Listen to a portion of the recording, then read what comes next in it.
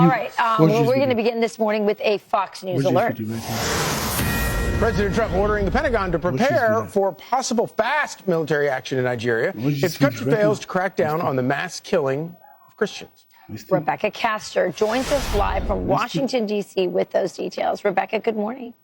Rachel, good morning. Yeah, President Trump is not mincing words here. This is what he said on Truth Social yesterday.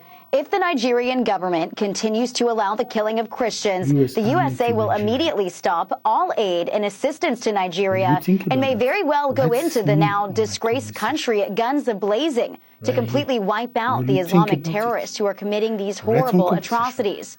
I'm hereby instructing our Department of War to prepare for possible attack. If we attack, it will be fast, vicious, and sweet, just like the terrorist thugs attack our cherished Christians. Secretary of War Pete Hegseth got the message and says the Department of War is preparing for action. The response comes as the persecution of Christians in Nigeria has reached crisis levels. Islamist militants have burned down churches and Christian schools. And international civil rights groups estimate more than 50,000 Christians have been murdered in the country since 2009. But the president of Nigeria claims the reports of violence are misleading and says on X the characterization of Nigeria as religiously intolerant does not reflect our national reality, nor does it take into consideration the consistent and sincere efforts of the government to safeguard freedom of religion and beliefs for all Nigerians. And our administration is committed to working with the United States government and international community to deepen understanding and cooperation of communities of all faiths.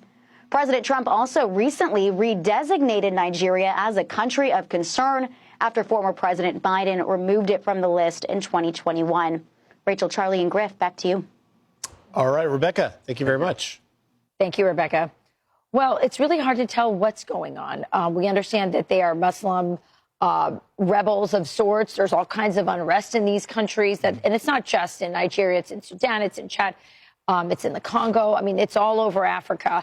And, it's out of control, and it is very targeted at Christians. You look at that number in just one country, 50,000, and then he says, well, there's no targeted attack. It's kind of crazy. But we've been hearing this from, groups like Boko Haram since the Obama days. Remember when they kidnapped those girls, and there was this whole campaign to bring back the girls, and many of those girls are still in captivity. This is a gentleman named Paul Adamu. He is Nigerian. He is a Christian, and he was kidnapped by Boko Haram.